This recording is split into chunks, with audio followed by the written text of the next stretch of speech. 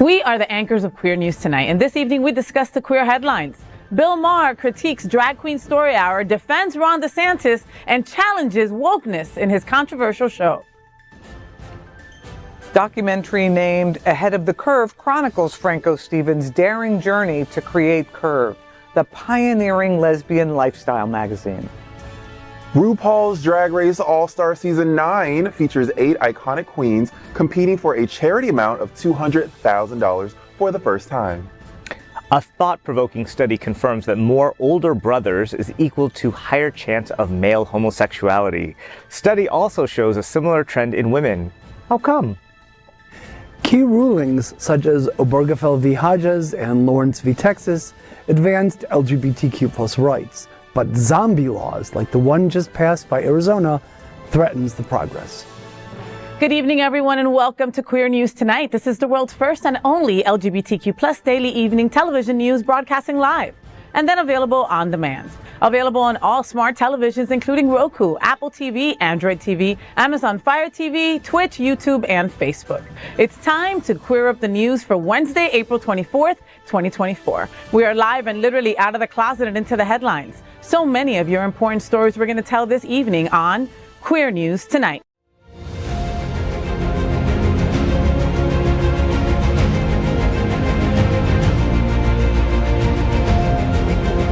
This is the world's first live daily LGBTQ evening news show, literally out of the closet and into the headlines on Queer News Tonight. This is the world's first and only unedited live LGBTQ+ evening news show. Whatever happens unique in LGBTQ+ news, you will see it and hear it. HOTspots Magazine Out Television Network is a nonprofit 501c3 media company in the same model of PBS and NPR, but designed for the LGBTQ+ community. Our mission is to support the 11 pillars of our LGBTQ+ community. We want to inform and educate the key issues of our queer culture, the Black community, Latino, lesbians and queer women, trans students, youth, seniors, HIV/AIDS, healthcare, business, social justice, and faith. Help us support our community. We are part of one of the largest LGBTQ+ nonprofit media companies in America, HOTspots Magazine and Happening Out Television Network. In 2024, our magazine is celebrating 40 years of the LGBTQ+ experience, and our television news, talk, and entertainment shows support our mission to educate the LGBTQ+ and broader community. That's right, Greg. Let's meet tonight's anchors at Queer News Tonight. We'll begin with Bonnie Builder. Yes, this beautiful diva herself. She is the premier South Florida bodybuilding drag queen and the current reigning Mixed Marys. A recent graduate of FIU, Bonnie Builder is a trainer and comes to life with a microphone and a spotlight. Look at her mugging that camera like only she can. Give it, Bonnie. Yeah. Bonnie, so the LGBTQ+ beloved Villain Theater is presenting The Freak Show, a late-night improv comedy show on April 27th. Tell me what's happening. Well, if you love freaks like I do, then I will see you at the Villain Theater. So this is happening, like she said, on May 4th. It is from 10 to 11:30. If you enjoy comedy, if you enjoy improv, if you enjoy probably singing, if you enjoy tap dancing, I don't know what they do, but they do it all. And they will be at the Freak Show at the Villain Theater on May 4th at 10 p.m. Sounds like a fun night for sure. Yeah. Next up, welcome anchor Cindy Brown. Cindy was an early organizer of the Miami AIDS Walk and the White Party for Care resource. She is the programs director for the Lambda Living program at Jewish Community Services, and she also served as the executive director of the MDGLCC Foundation. And let me be just one to tell you, happy Lesbian Visibility Week, Miss Beautiful you. Cindy Brown. You know that I adore you. So, honey. Likewise. Thank you, baby. So, Cindy, the Outshine Film Festival is all about the girls this weekend on April 27th with Women's Spotlight, including films Lesbian and Backspot. Tell me what's happening. Well, Saturday night's the night to go to Outshine Film Festival, Miami edition. As Faye said, it's lesbian night. So first at 5:15, the film, it's a documentary called Lesbia, which is actually about the Isle of Lesbos in Greek, which at one point was a mecca for lesbians. And the documentary goes through how, you know, they really loved going to that island and celebrating all who they are in naked form. And the community wasn't so thrilled with that. So it's a documentary about how that went over. That's at 5:15. Right after that, at 7:15, there's a film called Backspot. Now, Backspot is a fun gymnastics, cheerleading, and lesbians all together in a film. And the film is actually executive produced by Elliot Page. And immediately after that film is the after party at the Axel Hotel on South Beach. Well, there'll be light bites and Tito's vodka. So, ladies, come join me. I will definitely be there. Listen, Cindy, and we have to say that, ladies, gentlemen, theys and thems all come out for the women's spotlight, right? Because the boys are having their spotlight on the same day, and then the after party, everybody will be together. But let me not forget to tell people that you can get there for free using Uber. And also, so good to not have to park your car. Right, and Jewish Community Service is the community sponsor for Lesbia. So, and this is good for any ticket in the Outside Film Festival.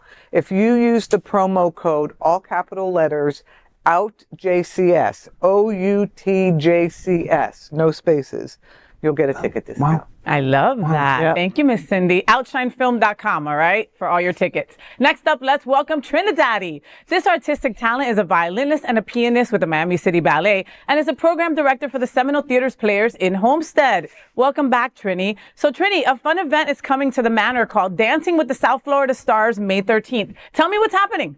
Well, we have our own little gay Dancing with the Stars here in Wilton Manors at the Manor. We have 10 celebrity couples. One of them may or may not be Velvet Lenore and Tony Lima. Maybe not sure. Not sure who the other 9 couples are, but you should come out. It's a wonderful event, and it's to raise money for Stonewall Pride, which we all want to go out and have a great time with. So come on out. I love that. Next up, let's welcome Gregg Shapiro, an inductee into the Chicago LGBT Hall of Fame. Gregg is the author of 2 short story collections and 7 books of poetry. He's an entertainment journalist whose celebrity interviews and reviews run in a variety of print and online publications. Gregg, with 2 G's. An interesting new museum called Mad Arts in Dania Beach is presenting Say Adams, 40 Years of Art and Design, and the exhibit is running through May 26th. Tell me what's happening. Okay, Say Adams' Departure, 40 Years of Art and Design is a retrospective exhibition of the work of iconic visual artist and prolific graphic designer Say Adams at Mad Arts, which is on Federal Highway in Dania Beach. It's there through May 26th. Adams was a contemporary of queer artists Keith Haring and Jean-Michel Basquiat, and hip-hop fans may recognize some of the album covers he did, designed for Mary J. Blige, Foxy Brown, Jay-Z, and Public Enemy when he was at Def Jam. It's a fascinating exhibition, well worth seeing.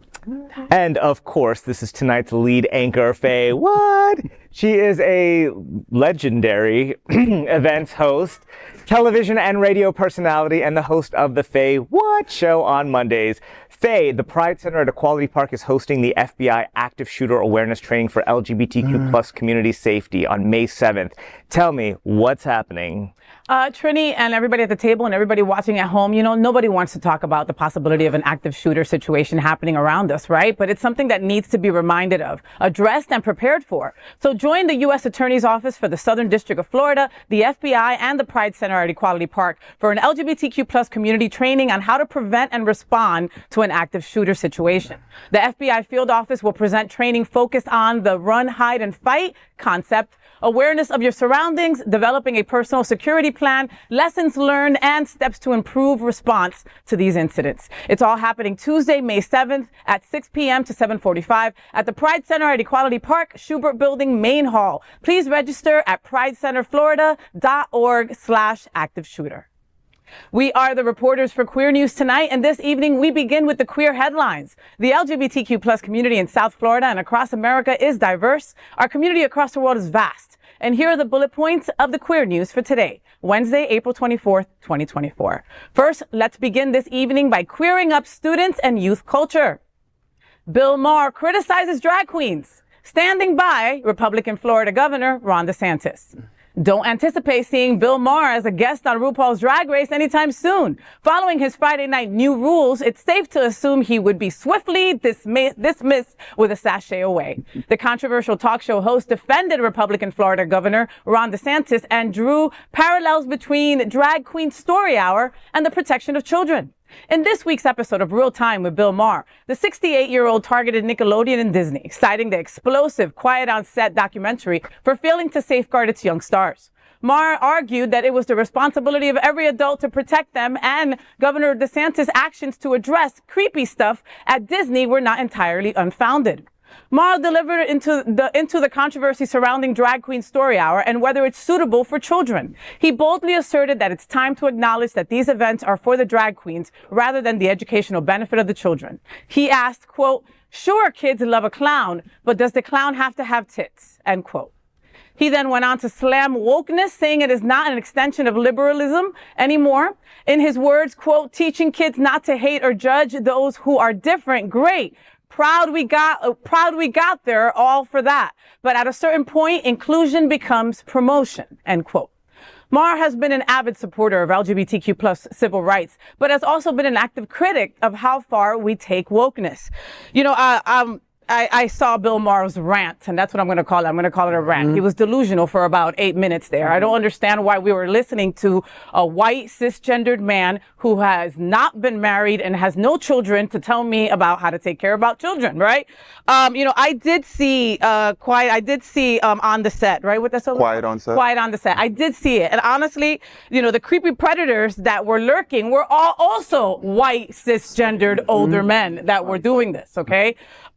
You know, Bill, I don't understand how you could even confuse or even put in the same category clowns with drag queens, okay? And then that's a whole other set of crap to talk about, because for this person, I'm deathly afraid of clowns and I run towards drag queens. You know what I mean? I mean, it's a lot to unpack here. What are you thinking, Ms. Bonnie? Okay, so to anybody at this table who aligns their views with Bill Maher, let me just remind you who this creature is.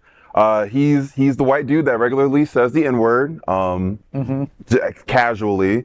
He's also the dude that has defended Woody Allen. So this is where he aligns himself with. He is not as liberal as he thinks he is. He is more of like the cool conservative, which is something that he's trying to not really align himself with that title, but that's basically what he is. He's like, I'm conservative, but like I'm like cool. I'm like the cool uncle with it.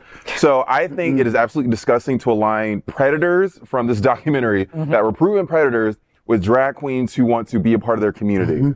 Again, we are dealing with an issue of people dehumanizing drag queens as if we are not people that want to participate in our community.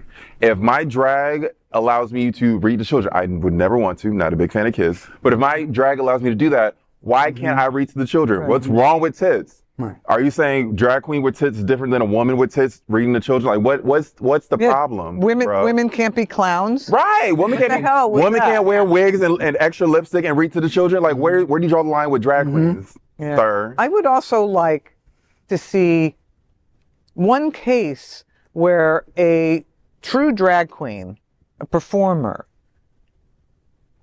was arrested for being inappropriate with a child. Has there been a case? I don't know. Yes, but not in the context of the drag story hour. It's when they failed to do background checks. And okay, well, that's different. But, you know, I mean, legitimate performers are performers. Right. Yeah. And again, most drag queens, like Bonnie, don't want to be anywhere near kids. And have no problem not ever reading one story time hour. What would he say about Mrs. Doubtfire? I would love to know his response. Well, Maher has now officially completed his transition to grumpy old white conservative. And in the same way that Geraldo Rivera went from liberal hippie journalist, remember this, Cindy? Early in his career, to a kookier conservative later, Maher is following in his footsteps. And I think Maher continues to lose his credibility as he does this. Yeah, I agree. Okay. And now we're ready for Trini's version of. Let's see what Trini says. Trini. So, folks at home, in the past, Trini has said that drag queens, that there's no space for a place with kids and drag queens to be a part of that. So Wait, you're saying I said that? You've said something to that effect? No. Okay, go. Okay. So, yeah. So back to the topic, though, of Bill Maher. So Bill Maher was more of a liberal, and then he has been transitioning into kind of what Bonnie was saying, more of like the cool conservative, right? I think, I don't know why he was even putting Ron DeSantis into this conversation, or like doing these little... Disney, Trini. Right, but that's not even what Ron DeSantis' issue was with Disney, the corporation, because of the whole thing with Florida. It had nothing to do with protecting children or anything like that. So I think the larger point that he's been making for the past 4 or 5 years is that when you get to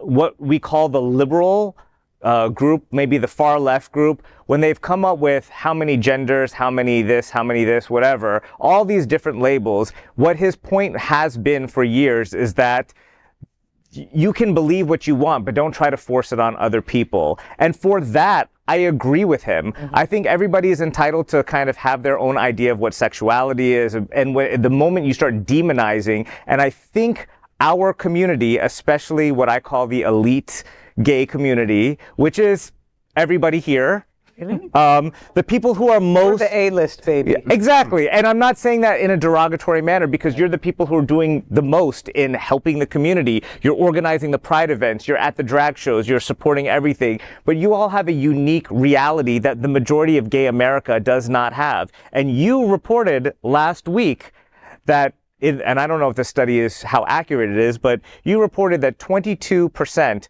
of gay Americans had a favorable view of Trump and the Democrat and the Republican Party. It wasn't Americans. It was under a study. Yeah. Right. So that's 22% that are kind of in this far right area. Where do you think the rest of of gay America is? So my point is that the people who are doing the most, bravo. But when we start demonizing everybody and saying you have to believe this and you have to believe in all of this, especially in the absence of all the clinical studies, like, we need to be a little bit kinder and a little bit more understanding to people who don't have the same viewpoint as we do. And you don't think that he was demonizing drag queens? I don't. In the same breath? I think that he took it a little bit too far, because he gets a lot of hate from our community now, saying that Bill Maher is a liberal guy. He does not care who people sleep with. He does not care about drag queens or anything like that. He just doesn't like the idea that everybody gets into his face about what you're supposed to believe. Trini, in the context of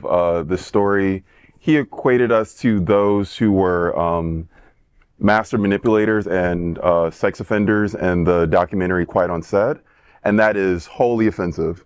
I understand. Find me a drag queen who has done what these freaks and creeps have done, and I will say, I see your point of view. At this point, I do not see your point of view. I do not see Bill Maher's point of view. He is being very dangerous with his platform, with the words that he is using. He's had it for a very long time. He should know better. Bill, you should know better than to say some stupid ass fucking shit. And like I agree with that. If you watch the whole interview with him, he does show a clip, which I do not believe is the totally accurate, but he shows that some kids were at a drag show who are actually tipping. And so when it comes to those kinds of things, with it says this isn't going to lick itself, or this pussy isn't going to, I don't know if I can say that. We'll lick itself. Whatever. Like, those things I agree with, and that's what he's looking at, which is what the conservative talking points are. But I don't think that he actually has a problem with a normal drag queen story hour. Okay. And the video that he showed was a kid with his parent at a drag queen story hour. It wasn't like the kid just decided to randomly be at a drag Of course, no. It wasn't a drag queen who took a child into their home and then inappropriately touched them like the people who in that documentary did. And I agree, drag it queen shouldn't at have been work. conflated. But I'm just saying that's what I think his point it was. Good point. Okay, well, now let's move on to queering up lesbian culture. Ahead of the Curve is finally on Netflix, a perfect watch for Lesbian Visibility Week. More than 3 decades ago, long before the public came out for Melissa Etheridge and Katie Lang, the rise of lesbian chic and mainstream brands embracing pride, Franco Stevens conceived an ambitious plan Her vision was to introduce the first glossy lifestyle magazine tailored for lesbians. Initially named Deneuve, and I had many copies of that magazine upon its establishment in 1990, the magazine underwent a name change following a legal dispute with French actress Catherine Deneuve. The documentary Ahead of the Curve delves deep into the origin story of this groundbreaking magazine. Through insightful interviews with key figures such as Stevens, Etheridge, the first major celebrity featured on their cover, poet Joelle Gomez, and actress, singer, comedian Leah Delaria. The documentary provides a comprehensive look at the magazine's evolution and impact. Ahead of the Curve, co-directed by Jen Rainin and Rivka Beth Meadow, initially premiered in 2020. The documentary marked its Netflix debut this week, coinciding with the start of Lesbian Visibility Week. It is a must-watch. Please welcome our panel of Power Dykes, Francis Stevens, publisher and editor-in-chief of Deneuve, the hottest lesbian magazine. There wasn't a glossy magazine for lesbians anywhere. She decided, I'm gonna make one. That's total rock and roll. I love my job. I love my job. I love my job. Whoever was in Curve, like that was it. That's how you knew what was going on. Like the latest musicians, in terms of, like, the latest artists. Yeah. It was very hard to be out and open in the late 80s. I think we should do away with gays if possible. We did not see ourselves represented in any positive mainstream way. I was the one that was supposed to start this magazine. She got the idea and then she's just like, oh my God, I need money. So I just applied for a bunch of credit cards all on the same day. I just cashed them all in. And there they come. My horses came in first and second. At the end of the day, I had enough money to start the magazine. You know what the difference is between parsley and pussy? What, Franco? I don't know. I don't eat parsley. When the magazine put me on the cover, it allowed women in our own community to see a well-spoken, funny, intelligent, charming, gentlemanly butch, which is basically who I am, unless you cross my path. Just the power of seeing me. In the last 24 hours, I heard this thing that I never wanted to hear, that the magazine could be coming to an end. We live in a systemic, racist, sexist, anti-LGBTQ world, and we have to fight it every day. We want the place at the table we deserve. Visibility looks like us being able to be the authors of our own experience. Every time we put out a magazine, it felt groundbreaking. What's happening here right now is Franco's legacy.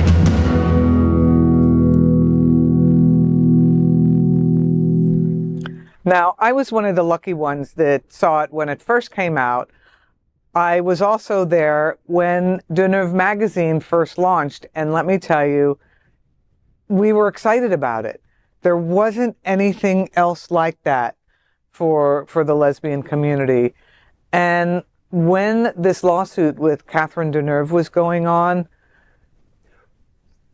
so many of us were just so upset, and we couldn't understand why she was allowed just because it was her name. I mean, it could have been any other word, but Curve survived. I have the utmost respect for Franco. She has been through hell and back, and she really is a warrior and a fighter.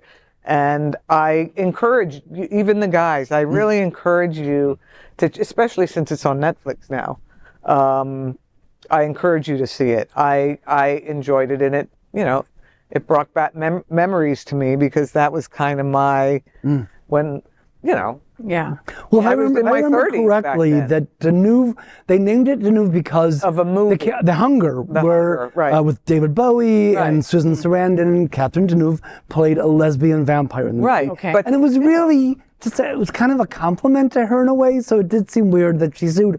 Also, it's interesting too, because I think that Curve arrived, or Deneuve at the time, because Out wasn't really representing women the way it should have been. Well, the Advocate was more. The Advocate did it a little more, but Out was supposed to be like the new monthly Not enough glossy, for us. right? Not even close. Yeah. No. But I'm saying, like, exactly what you're saying. Like, just growing up in the 90s and just knowing that I was different, knowing that I was gay already, right? Not being out, but just knowing it, right? And I looked for a publication that would give me some kind of indication. You know, we didn't have Google to go to, right? So the Advocate and Out and all those things were so male dominated, you know? Like maybe a lesbian story here and there. But when Curve came out, it was like, wow.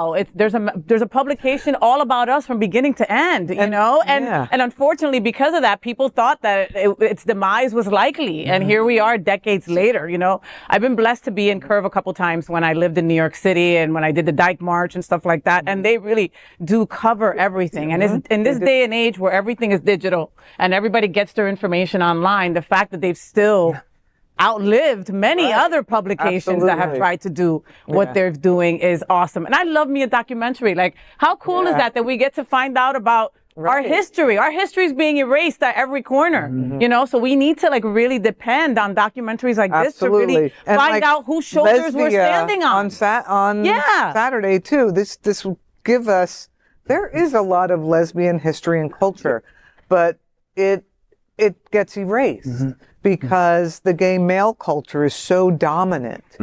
Is it more overshadowed than erased? I mean, it's overshadowed, but I think as younger people are not identifying themselves as lesbians, or they don't like to use that word. I love the word lesbian. So when people say, ooh, but that word, I'm like, what do you mean that word? Yeah. And to have these kinds of things documented, I think it's a fear of a lot of the older women who I work with a lot in my work with LGBT seniors, that you hardly hear lesbian anymore. Well, you tell them you're a proud ass lesbian. I used to be a tomboy, but now I'm a full-grown lesbian. I also want to ask all the gay men out there, you may feel like this film isn't for you because you can't relate to it, but it's moments like these where you get the chance to watch documentaries of like the lesbian journey, especially in the 90s, to help not really close the divide, because there's been a divide with lesbian and gay men culture for a very long time. But these are the baby steps you take. Learn from their side, hear their voices, see what they've gone through that you were probably blissfully unaware of because you're over here get your ass ate at, what's the 90s gay bar? Coliseum. Getting your ass ate at Coliseum. And they're going through this. Absolutely not. Like, I implore you gay men to just like watch the documentary, hear their voices. Lesbians, I know a lot of them, they love us. They just stay at home. So not all stay at home. Okay? This one does. Okay, that one does. This one doesn't. But it is Lesbian Visibility Week, so you know conversations like this are super important. The fact that a lot of Gen Zers, right, don't know that lesbians were the ones helping the gay men during the AIDS epidemic. Okay, lesbians were the ones at the side of the hospital beds. All right. The divide happened after that somewhere, you know, and we've got to figure out how to get that divide closed up, because without each other, and that means all the acronym, we're fucked. You can quote me on that. We gotta come together. Next, let's queer up drag culture. RuPaul's Drag Race All-Stars Season 9 cast will compete for charity. Paramount Plus and World of Wonder have unveiled the highly anticipated Season 9 cast of RuPaul's Drag Race All-Stars, marking a milestone in the show's history. The lineup features esteemed alumni from the iconic franchise RuPaul's Drag Race, from the first season to the recently concluded Season 14.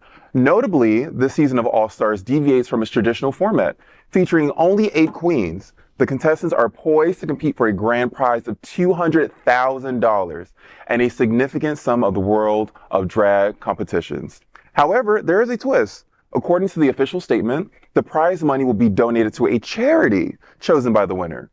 The generous donation is made possible through the Palette Fund, a philanthropic organization dedicated to promoting positive social change in under-resourced communities.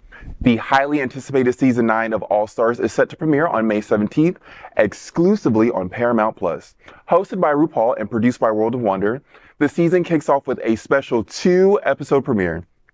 Fans can expect a weekly dose of glamour and drama as new episodes air every Friday along the companion series RuPaul's Drag Race All-Stars Untucked.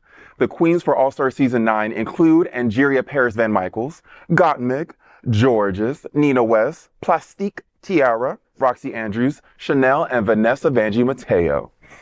So, it goes without saying, I'm a huge fan of this show, RuPaul's Drag Race All-Stars. I was shocked that they announced it so soon, because like literally the motherboard ship show, RuPaul's Drag Race, just ended on Friday. Yeah, like the other day. And we got the announcement on Tuesday. Yeah. So also, I want to say kudos to Nymphia Wynn. Very proud of you. I think you deserved it. We love you so much.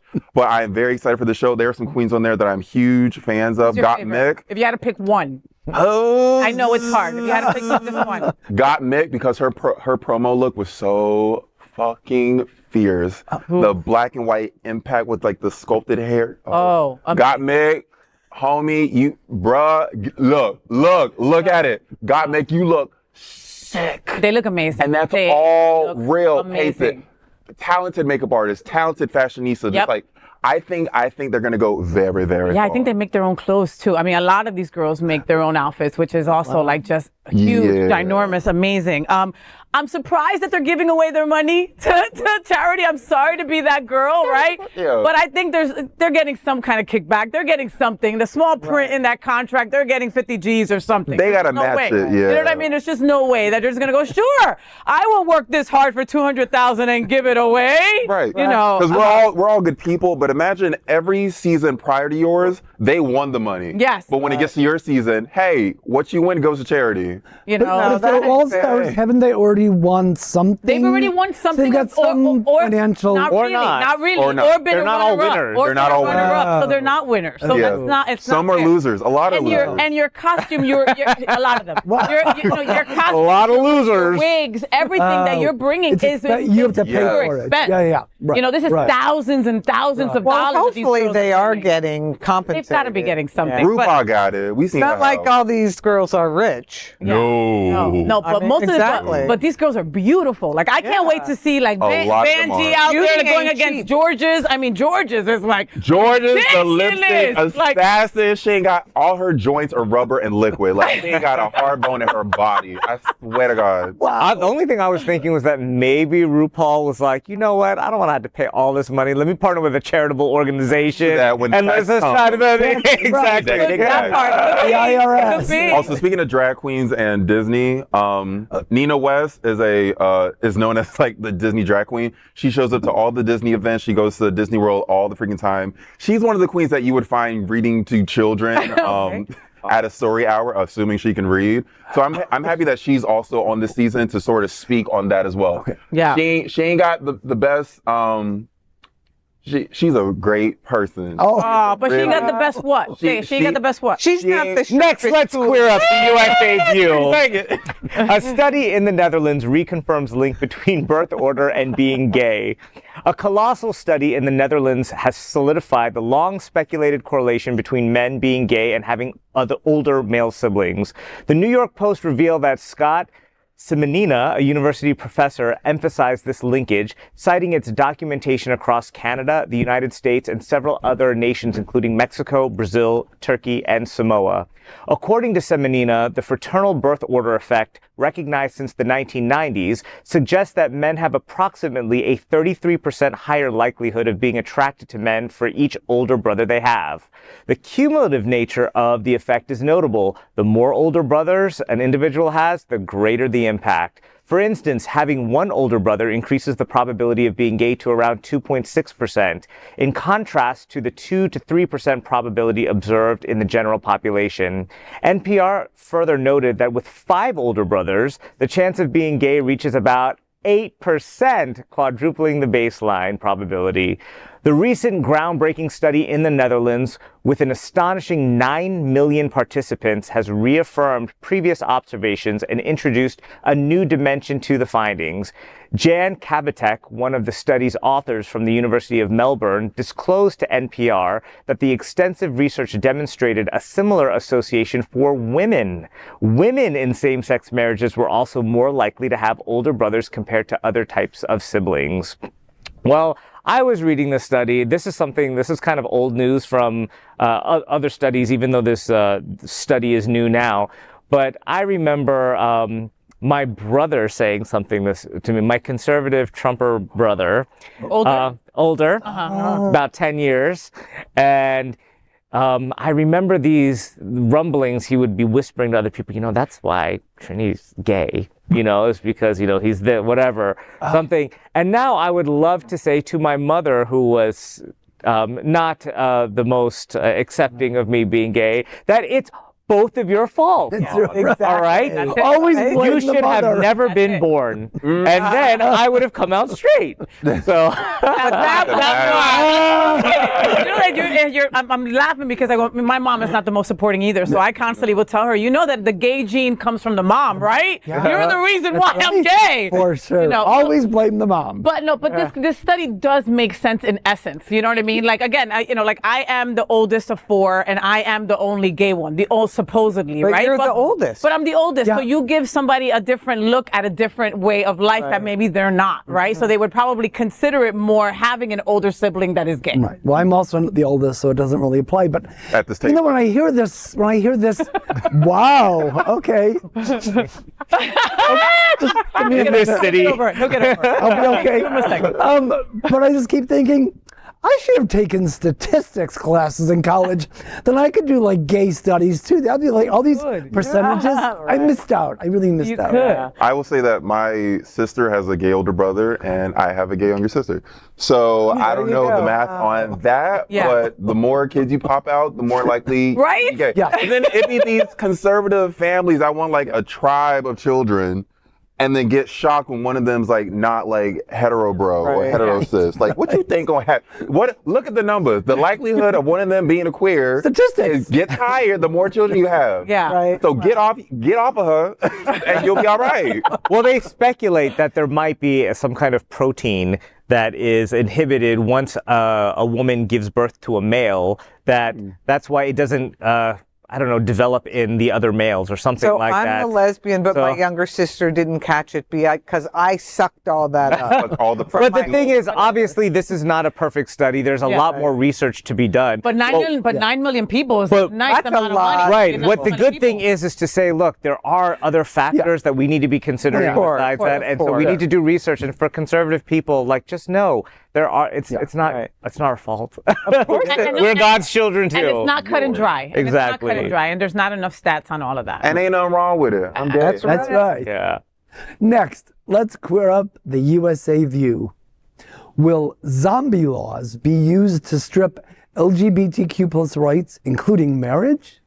In 2015, the Supreme Court's landmark ruling in Obergefell v. Hodges secured the right to marry for same-sex couples, marking a significant milestone in LGBTQ plus rights. Similarly, the pivotal decision in Lawrence v. Texas decriminalized gay sex, further advancing equality and justice. This week, the Arizona Supreme Court approved the enforcement of an old law banning nearly all abortions, with no exceptions for rape or incest, and only allowing procedures when the mother's life is at risk.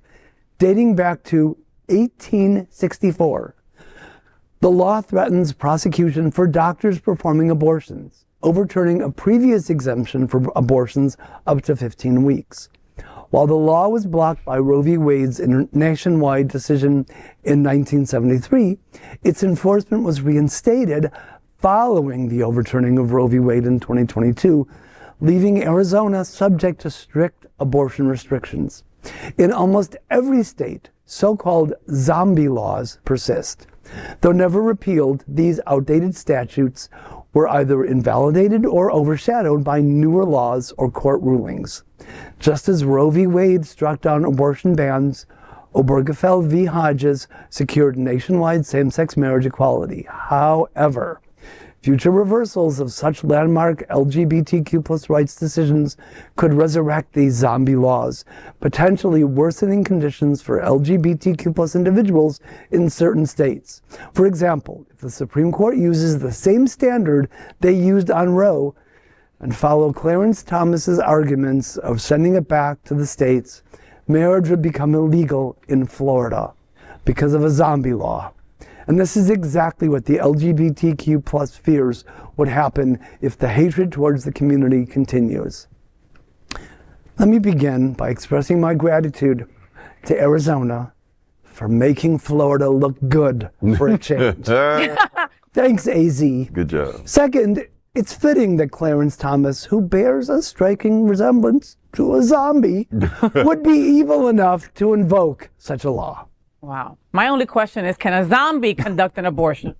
Well, I also have a question, because the state of Florida, our courts validated gay marriage in Florida before the national For the ruling, yeah. for the ruling. So, I mean, it mentions that if that Supreme Court ruling or whatever was overturned, we have a Florida state court that already granted these are our Equality Florida and the NCLR, our friends Todd and Jeff Del May, and some other folks were the first people that got married in Florida. Yes, my reverend and his husband were one of the exactly, whatever it was. Yeah, and so that happened in the courts in the state of Florida. Okay, so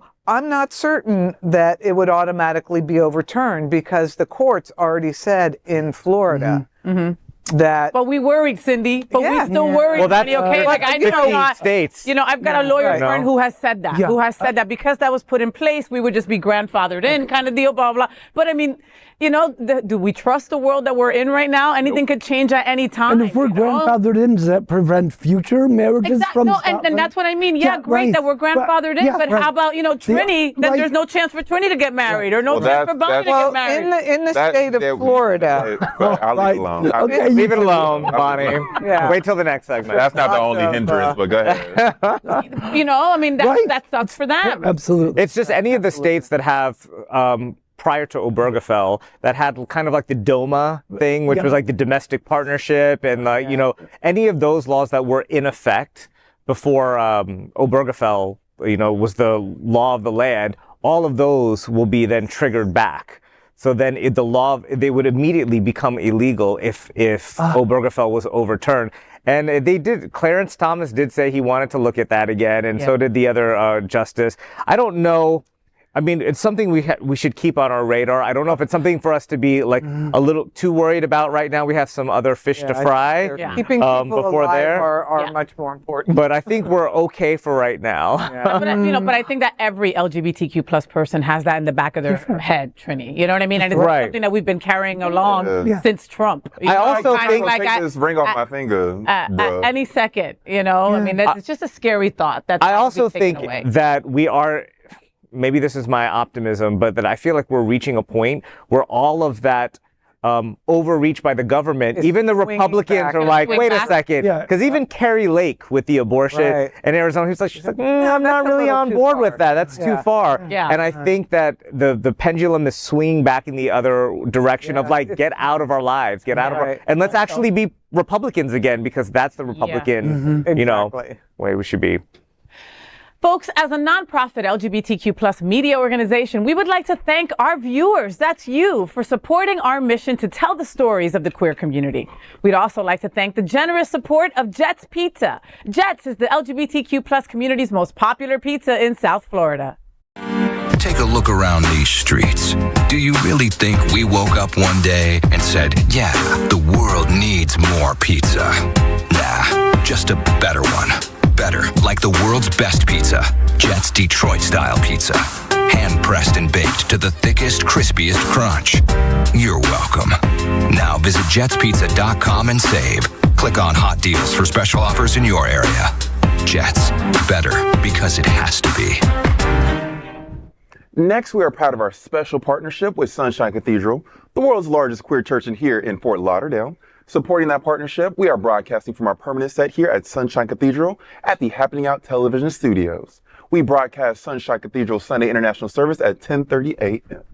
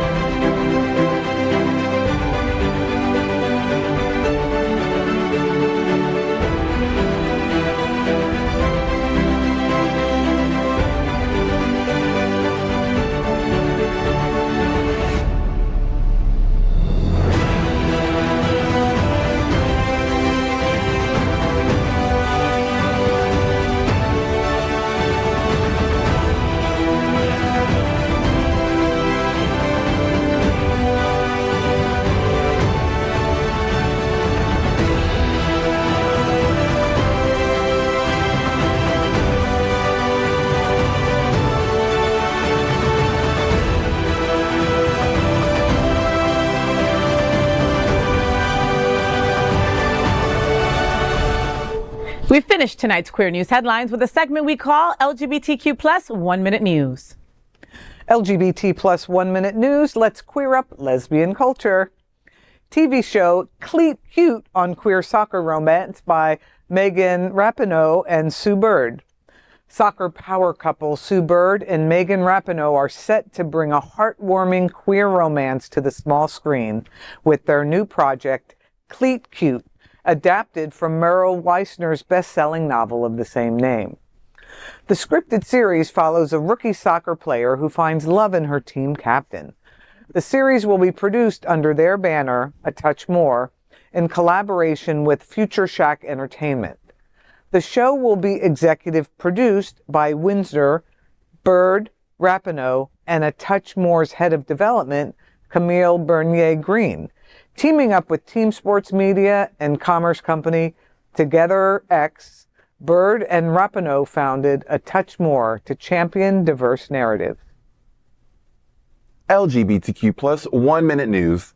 Let's queer up the worldview. Around 700 users sue Grindr for allegedly sharing their HIV status. In a legal battle shaking the UK, over 670 Grindr users are suing the app for allegedly sharing private information without consent. Accusations include divulging sensitive data like ethnicity and HIV status to third parties for profit. Grindr denies the claims, but this isn't the first time such concerns have surfaced. The lawsuit filed by Austin Hayes in London's High Court claims that sharing took place between 2018 and 2020. The alleged recipients of the data were analytics companies Aptimize and Localytics. The plaintiffs are collectively seeking £100,000, which is around $123,000. LGBTQ plus 1 Minute News. Let's queer up South Florida and Florida. Art explosion at HOTspots Happening Out Art Gallery with Dennis Dean on May 4th. HOTspots Happening Out Art Gallery with Dennis Dean in association with Arts United is set to ignite the art scene with Art Explosion. The juried art exhibition promises $1,000 in cash prizes, enticing art enthusiasts to vote for their favorite works.